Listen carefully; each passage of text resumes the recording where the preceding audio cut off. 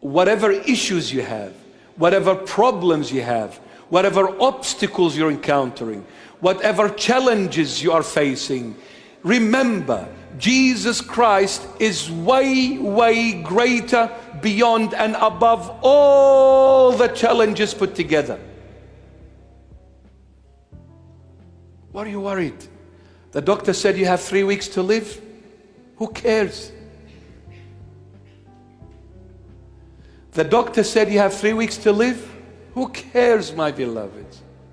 So what? Whether I live on earth or move on matters not. Why are you so afraid of leaving this world? Now, whether we wish to remain here or not, one day I'll have to leave whether I like it or not. And wouldn't you want to be with the love of your life sooner than later? Wouldn't you want to be with the Lord Jesus forever? Enjoy His holy presence and be filled with joy and happiness forever. There will be no more tears. There will be no more aging. There will be no more aching. There will be no more pain, sorrow, no more weakness, no more. Everything will become anew. So what? I live or die. As long as I live and I die for the Lord. Doesn't matter. Believe me, it doesn't matter. One day I'll have to go. I'm not here forever. Only the Lord is. So we need to seek the Lord Jesus.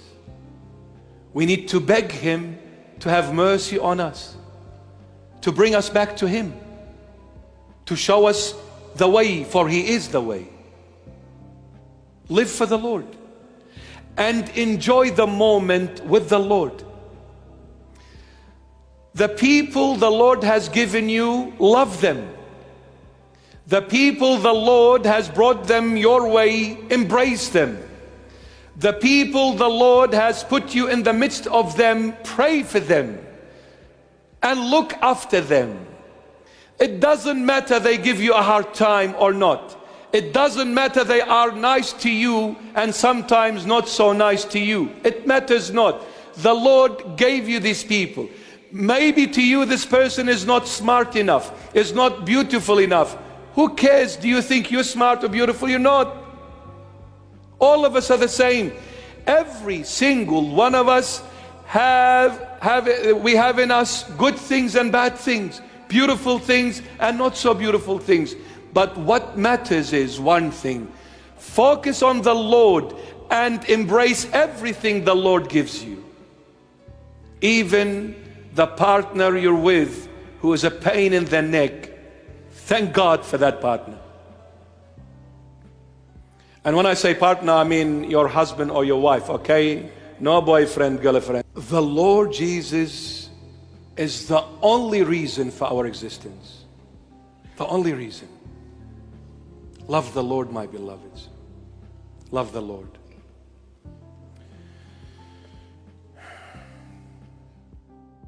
And He has on His robe and on His thigh a name written, King of Kings and Lord of Lords. Wow.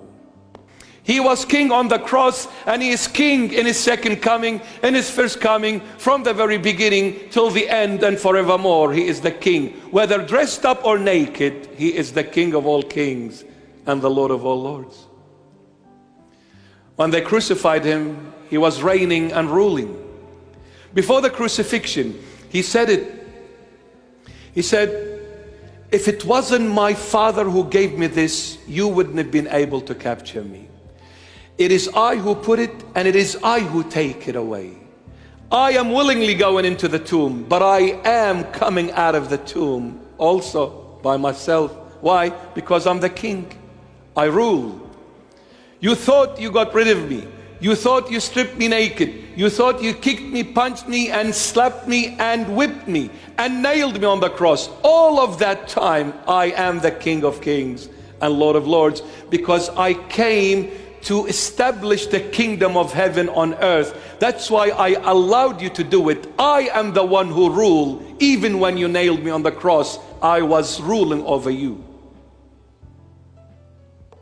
In my utmost weakness, I am the king, and utmost mightiness, I am still the same king. Nothing can change that. I'll always be the king of all kings and the Lord of all lords. On his robe and on his thigh was written, King of kings and Lord of lords.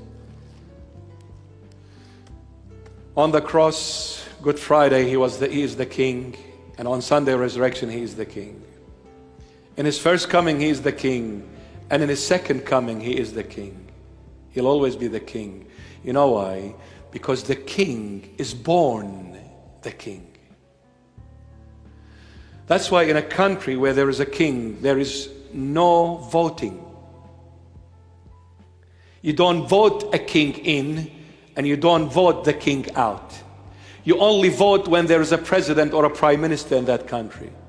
That's why we have votings in Australia, in America, in Canada, and wherever there is a president or a prime minister, there is voting. Even though they falsify the outcomes, but doesn't matter, there is voting.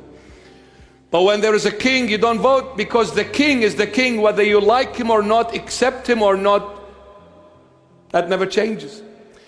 Because whatever you are born with, no one can take it away from you. Jesus Christ is born from his Father from the very beginning as the king.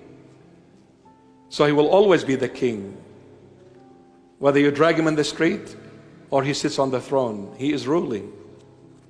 He is ruling, my beloveds. There are some people nowadays in the end of times, they think they are ruling the world. That's just a wishful thinking, believe me. They have the money, they have the wealth, they have the power. They have bought people in high places and influential places. They bought them with money and placed them there to do and fulfill their evil agendas. In this, they think they can do whatever they wish and get away with it. It is a wishful thinking. This has never happened, never will happen, because at the end of the day, there is only one king and one ruler and one judge over everyone and everything, and his name is Jesus Christ of Nazareth. Period.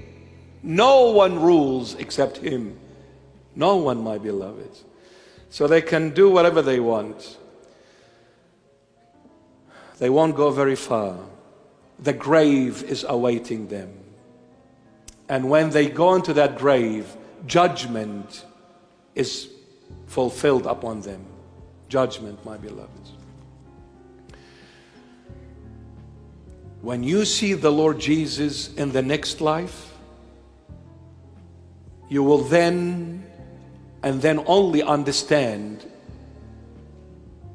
no one can overcome this man. And I'm talking about the man, not the divine. The divine, forget it. He can't, forget about that. I'm talking about this man. No one can overcome him. He is that awesome. He is that perfect. He is that mighty as the man, Son of Man. No one can overcome this man, let alone his divinity. Impossible. Impossible.